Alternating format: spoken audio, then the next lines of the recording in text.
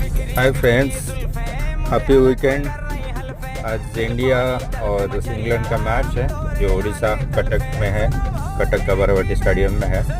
सो कटक भुवनेश्वर का जो ट्रैफिक है, जो NH है, काफ़ी रश है आज। मैं थोड़ा ऑफिस काम के लिए निकला था, but it's very horrible traffic and जो मुझे आधा घंटा में पहुंचना था, it's took almost 2 hour to reach my